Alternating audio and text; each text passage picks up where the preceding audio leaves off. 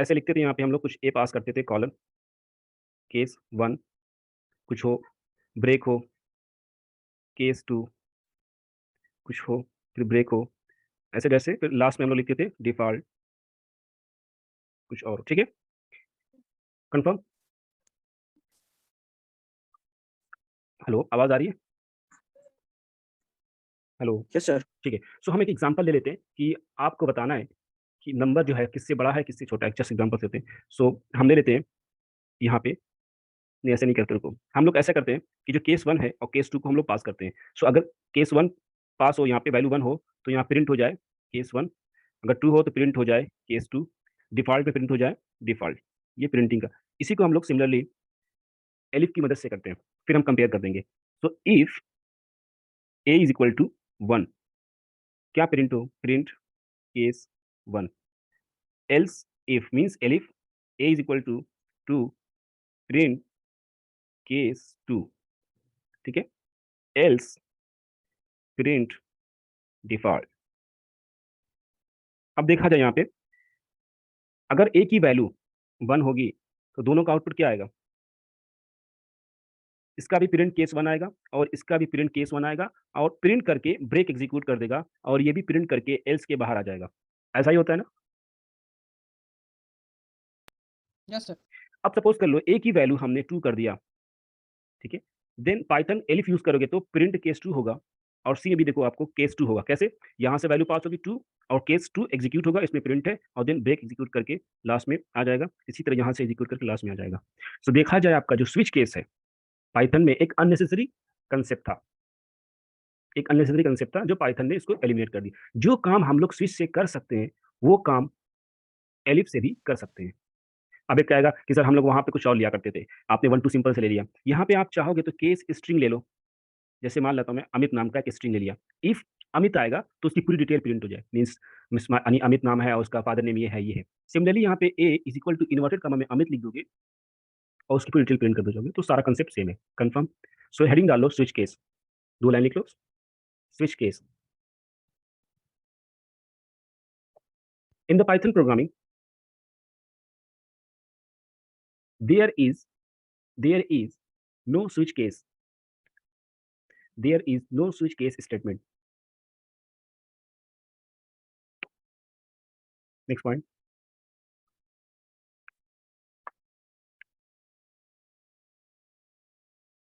For switch case for similar switch case Python provide elif statement. For similar switch case, Python provide elif statement.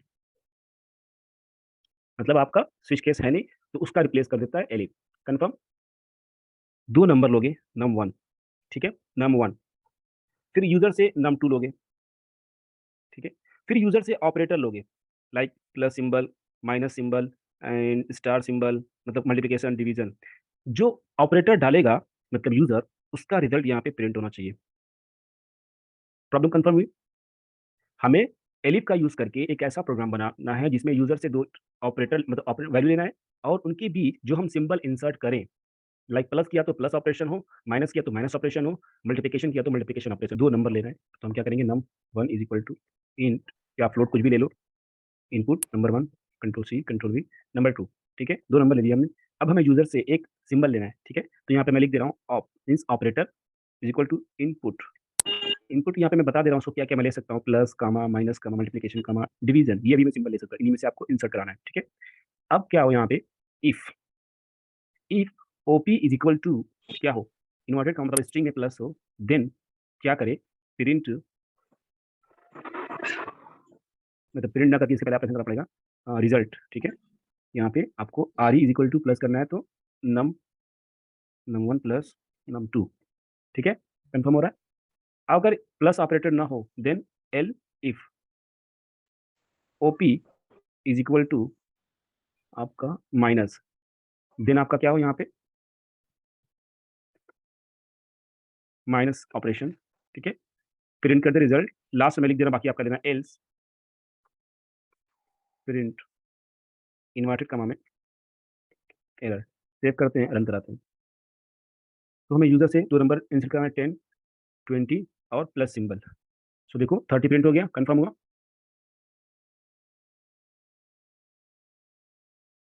ठीक है, ये क्या है?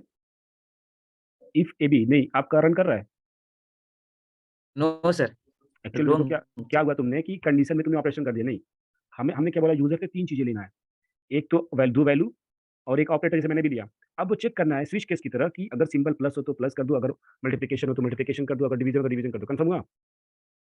Sir.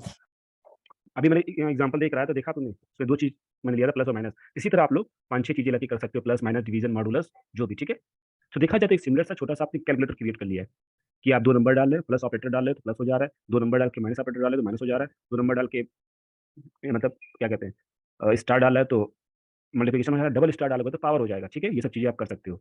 I hope clear हो गया होगा आपको। Yes sir. ठीक है, नेक्स्ट हेडिंग डालो, नेस्टेड। Nested nested statement. एक बार नेस्टेड पढ़ा दे रहे हैं, नेस्टेड स्टेटमेंट। इसको ऐसे समझ लो, जब कोई स्टेटमेंट या कोई स्टेटमेंट खुद के स्टेटमेंट के अंदर आए, कोई भी चीज, ऐसा कोई भी चीज खुद के अंदर आए, वो कहलाती है नेस्टेड। एग्जाम्पल के तौर पे एक बॉक्स के अंदर सिमिलर टाइप का बॉक्स उसके अंदर हो, तो जो बॉक्स होगा नेस्टेड बॉक्स होगा। ठीक है, तो नेस्टेड स्टेटमेंट लिख लो। If a statement if a statement occur inside if a statement occur inside same or different statement is called nested statement। अब यहाँ पे आगे इफ होगा तो इफ लग जाएगा, लूप होगा तो लूप स्टेटमेंट। ठीक है, अब नेक्स्ट लिख लो इसमें, नेक्स्ट पॉइंट पे, when a if statement when a if statement bracket में लिख लेना, कंडीशनल स्टेटमेंट या डिसीजन स्टेटमेंट कम या आए, come in another another if statement या कंडीशनल स्टेटमेंट, देन नहीं देन हटा देना, another statement is known as nested conditional statement. Nested conditional statement. ठीक है, ये आपका नेस्टेड था। एग्जांपल समझते हैं इसका। जैसे हमने एक ये कोई इफ का स्टेटमेंट है, अगर इसके अंदर एक और इफ का स्टेटमेंट आ गया तो अब ये पूरा क्या कहलाएगा, नेस्टेड इफ। ठीक है, या nested conditional statement.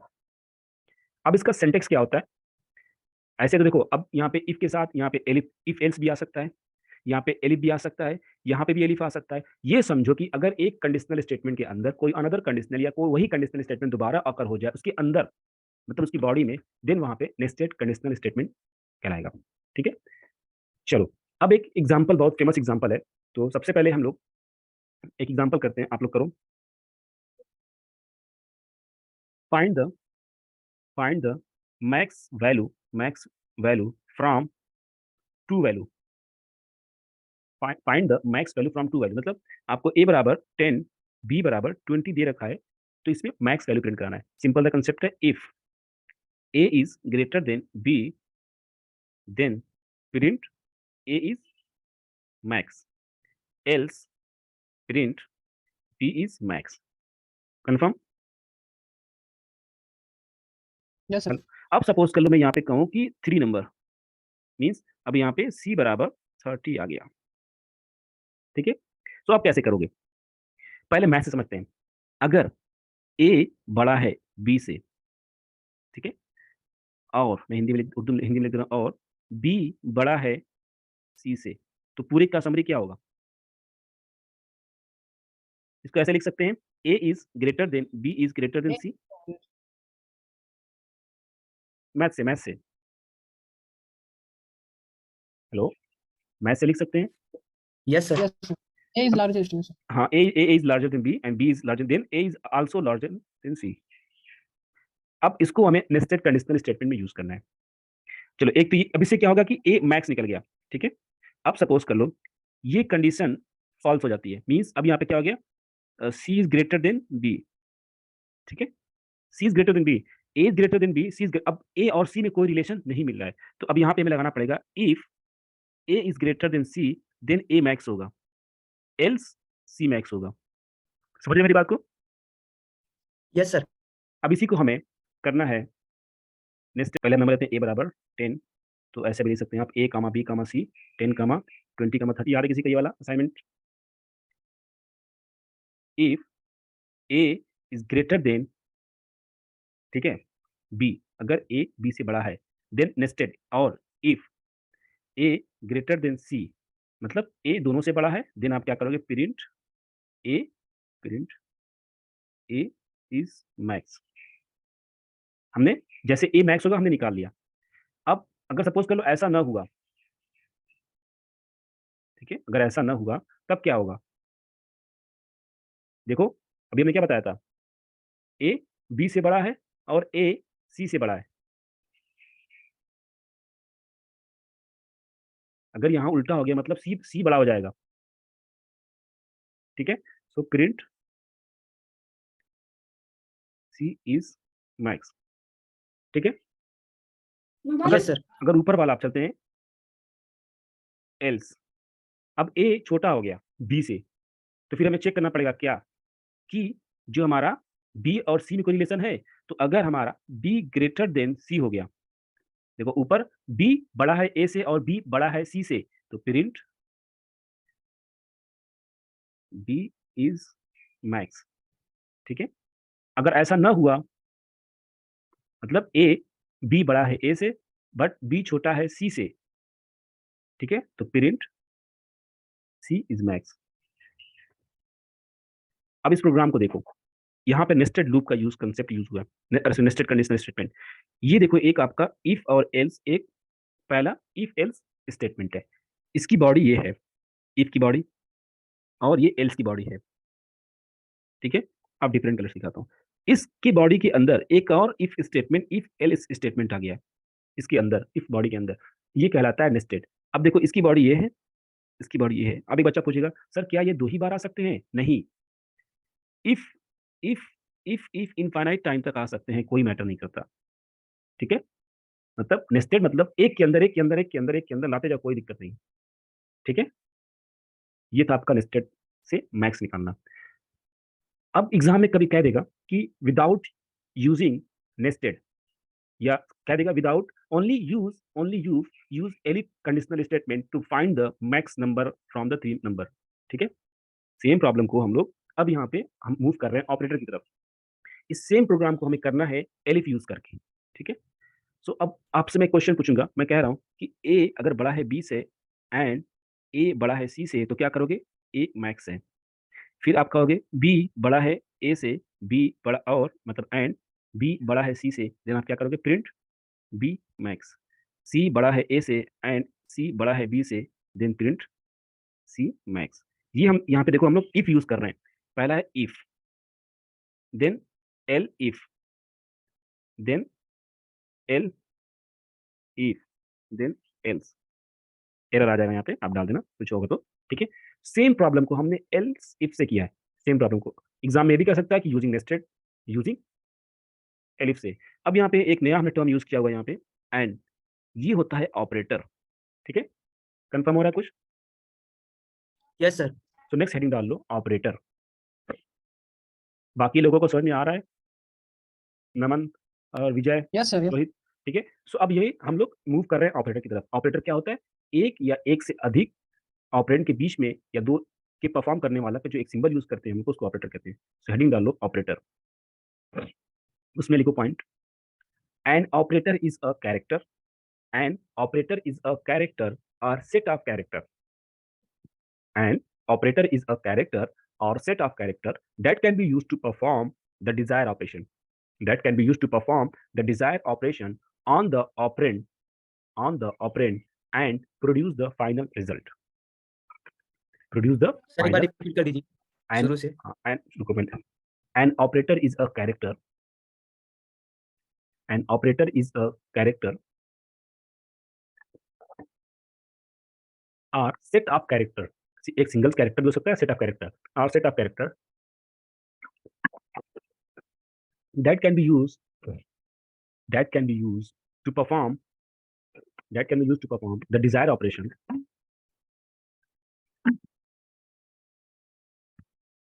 that can be used to perform the desired operation on the operand, on the operand, yes sir, हो गया। हो गया। And produce a final result and produce a final result. Next point. The final result completely depends on the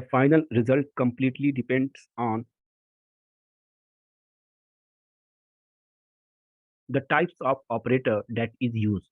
The final result is completely depend on the types of operator and use. ठीक है, इसको मैं example समझा दूं कि operator क्या होता है और ऑपरेंड क्या होता है. आप अक्सर लिखते हो 5 + 10 = 15. ठीक है, ये जो है दो नंबर है, इसी को बोलते हैं ऑपरेंड जिसपे ऑपरेशन हो. ठीक है, ऑपरेंड जिसपे ऑपरेशन हो, इसको बोलते हैं ऑपरेटर जिसके द्वारा ऑपरेटर किया जाए या. ठीक है, प्लस सिंबल, ये होता है आपका रिजल्ट. कंफर्म, इसको बोलते हैं equal operator.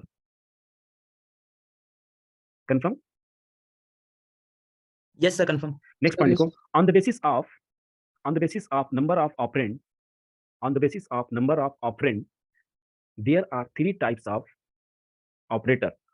On the basis of number of operand, there are three types of operator. Operand क्या है? There are three type of operator.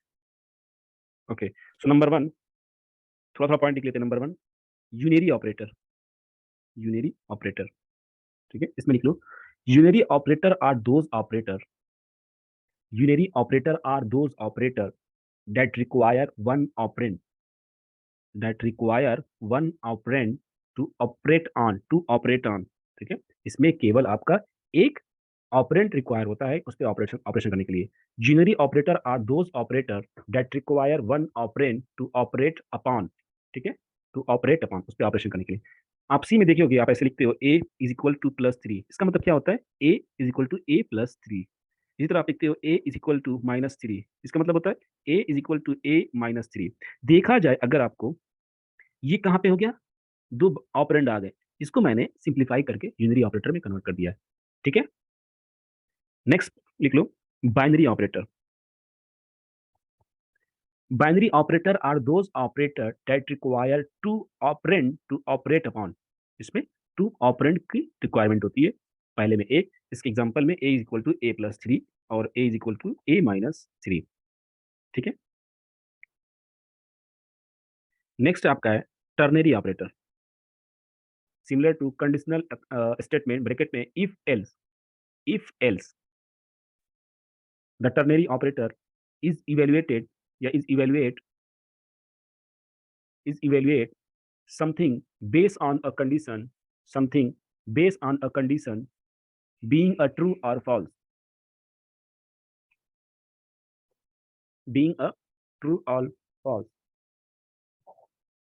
अब देखा जाए इसका सिंटेक्स क्या होता है, मैं सिंटेक्स लिख दे रहा हूं.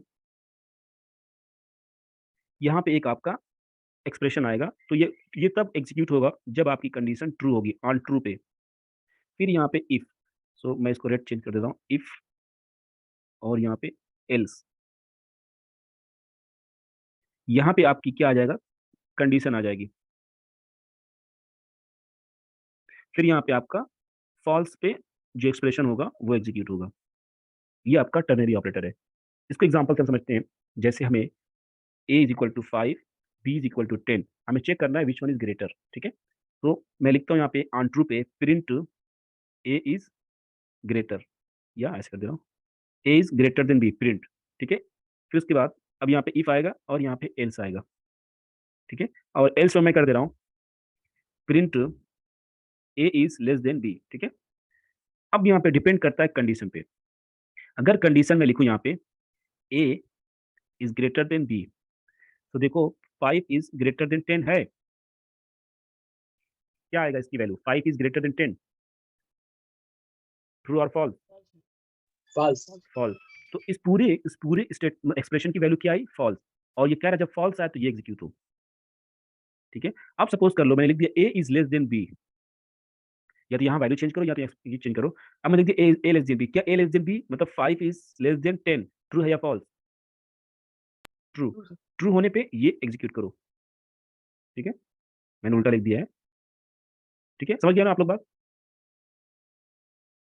ये टर्नरी ऑपरेटर होता है, तो इसका बहुत कम यूज होता है. ठीक है, ये समझ लो आपका इफ एल्स की तरह है, तो इसको कोई यूज नहीं करता है, तो बस बताया जा रहा है। ठीक है, confirm. On the basis of operate, next point लिखो।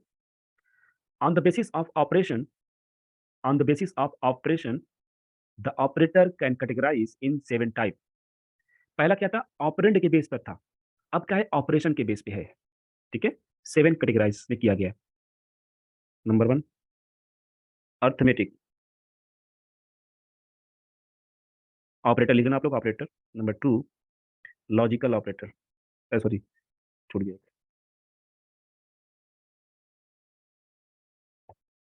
Relational operator, relational operator. Number 3 logical operator. Number 4 bitwise operator. Number 5 assignment operator. Number 6 identity operator, identity operator. Number 7 membership operator, membership operator. ठीक है,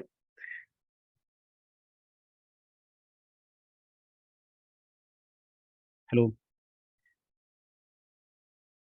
Yes, sir. ये अब इसको हमें discuss करना है। ठीक है, तो पिछले पूरा कंफर्म हो गया डाउट, यूनिटी टर्नरी बाइनरी, किसी को कोई doubt? No, sir. No, sir. अब देखो अर्थ में अभी अब यहाँ पे 7 कैटेगरी में किया गया on the basis of operation, मतलब इसके जो ऑपरेशन है, जैसे अर्थमेटिक में सारे ऑपरेशन अर्थमेटिकली होंगे। ठीक है, रिलेशनल में सारे ऑपरेशन रिलेशन टाइप के होंगे, कुछ रिलेशन। लॉजिकल में सारे जो ऑपरेटर के जो ऑपरेशन होंगे वो लॉजिकल होंगे। बिट वाइज में तो ऑपरेशन के बेसिस पे हमने इसको 7 कैटेगरी में किया हुआ है। सो अब फर्स्ट हेडिंग डालो अर्थमेटिक ऑपरेटर, एक लाइन लिख लो उसमें, ज्यादा डिस्कस करने होते हैं। Arithmetic operator are use, arithmetic operator are used to perform the mathematical operation. Arithmetic operator is used to perform the mathematical operation such as addition, subtraction, multiplication, division, modulus, floor division, exponents. ठीक है, मैं भी लिखवा दूंगा सब। अब देखो operator, एक टेबल बना लो, टेबल ऐसे, इसमें लिख लो ऑपरेटर, ऑपरेटर नेम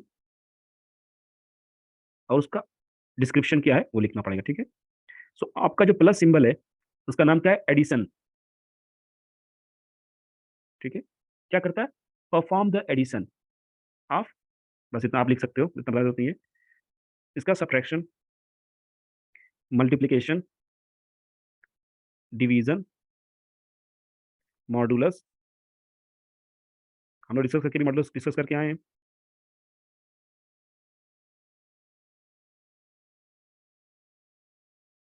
मॉडुलस के बाद आप लोग फ्लोर डिवीजन, इसको बोलते हैं फ्लोर डिवीजन। देन आपका 2 बार स्ट्रिक, इसको बोलते हैं एक्सपोनेंट। ठीक है, अब मैं क्या कर रहा हूँ, आपको मैं दिखा दे रहा हूँ सबको रन करा के। देखो हम 10 plus 20, 30 plus operation, 20 minus 10 multiplication subtraction operation, 10 multiplication 20 200, 20 divided by 10 2.0। ठीक है, division 20 modulus 10 0 remainder 0, 20 division by, देखो 20 डिवीजन बाई 3 कितना आ रहा है, 6.66 आ रहा है। 20 फ्लोर डिवीजन बाई 3 6 आ रहा है। फ्लोर डिवीजन केवल रिटर्न करता है इंटीजर पार्ट्स। क्या करता है, फ्लोर डिवीजन रिटर्न करता है केवल इंटीजर पार्ट। ठीक है, या ऐसे कह सकते हो कि फ्लोर डिवीजन आपका केवल क्या कहते हैं उसको, याद नहीं आ रहा है, मतलब केवल इंटीजर पार्ट रिटर्न करता है, डेसिमल पार्ट को रिमूव कर देता है। ठीक है, अब आपका एक्सपोनेंट, सो कितना था, 2 की पावर, 2 की पावर 2, मतलब 4 आ जाएगा। 2 की पावर 6 64, 2 की पावर 9 512। Confirm, Yes, sir. चलो अब नेक्स्ट ऑपरेटर रिलेशनल ऑपरेटर, लिख लिख relational operator are use to compare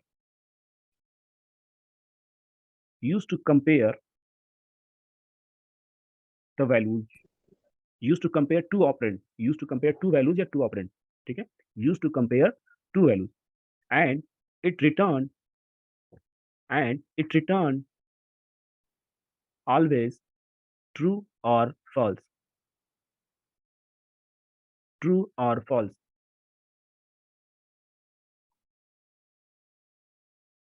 next point, relational operator is also known as a comparison operator. Next point, there are different types of relational operator such as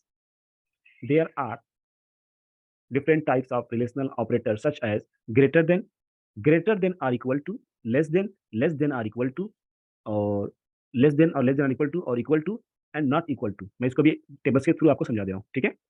चलो table बना लो same, ठीक है। पहले में क्या रहेगा आपका, ऑपरेटर डिस्क्रिप्शन लिख देना, ठीक है। सो आपका अगर ये सिंबल ऐसे दिखिए आपका, इसको कहते हैं greater than, GRATE, greater than, ठीक है। और ये आपका ट्रू तब आएगा जब आपकी वैल्यू मतलब कंडीशन सेटिस्फाई होगी, अदरवाइज फॉल्स आएगा। नेक्स्ट आता है लेस देन, सबको पता होगा लेस देन। और उसका नेक्स्ट आता है इक्वल ऑपरेटर। दो बार असाइनमेंट ऑपरेटर लगा दोगे जो, वही इक्वल ऑपरेटर होता है। Not equal, exclamation mark and equal to not equal, ठीक है। देन आपका ग्रेटर देन इक्वल, ठीक है, ग्रेटर देन इक्वल, इसको कहते हैं ग्रेटर देन और इक्वल। इसी तरह लेस देन इक्वल, ठीक है। जैसे अभी हम लोग फाइंड द मैक्स नंबर कर रहे थे, उसमें रिलेशनल ऑपरेटर का यूज कर रहे थे हम लोग। क्या यूज कर रहे थे, रिलेशनल ऑपरेटर का यूज कर रहे थे। वहां पे हम चेक कर रहे थे कि ये नंबर इससे बड़ा है कि छोटा है, क्या है। जब हम पॉजिटिव निगेटिव चेक कर रहे थे, वहां पे भी हमने रिलेशनल ऑपरेटर का यूज किया था कि नहीं किया था। चलो इसका एग्जांपल देख लेते हैं हम लोग एक नंबर लेते हैं, a बराबर 10, b बराबर 20, c बराबर 10, ठीक है। तीन नंबर हमने लिया a b c। अब बताओ a is greater than b, क्या आएगा, क्या a b से बड़ा है, ट्रू या फॉल्स। देखो फॉल्स आ गया, ठीक है। But b is greater then a, true, मतलब इसकी वैल्यू हमेशा ट्रू और फॉल्स आएगी। तभी हम लोग लिखते हैं if a is greater than b। और हमें पता है जो इफ का जो एक्सप्रेशन होता है वो बूलियन एक्सप्रेशन होता है, उसकी वैल्यू हमेशा ट्रू एंड फॉल्स आती है, ठीक है। चलो अब हमें ये ग्रेटर हो गया। इसी तरह less than a less than b, true. अब a equal to b, false, क्योंकि आपका a 10 है b 20 है। But a is equal to c, yes true. a not equal to b, yes true. इसी तरह a is less than equal to c, true, and a is greater than equal to c is also true. Confirm, yes sir. ठीक है। आज की Yes, class sir. में इतना ही रखते हैं। अब अगली क्लास में जो आपका रिलेशनल ऑपरेटर है, इस ऑपरेटर को हम लोग आगे 1 2 3 ऑपरेटर को कैसे मर्ज करें, ये हम लोग कल सीखेंगे, ठीक है। वो आपका यूज होता है लॉजिकल ऑपरेटर, ठीक है। तो बाकी जो बच्चे ऑपरेटर वो कल हम डिस्कस करेंगे। तो असाइनमेंट आप लोग करो, और आज भी मैं हो सकता है एक आध दो असाइनमेंट डाल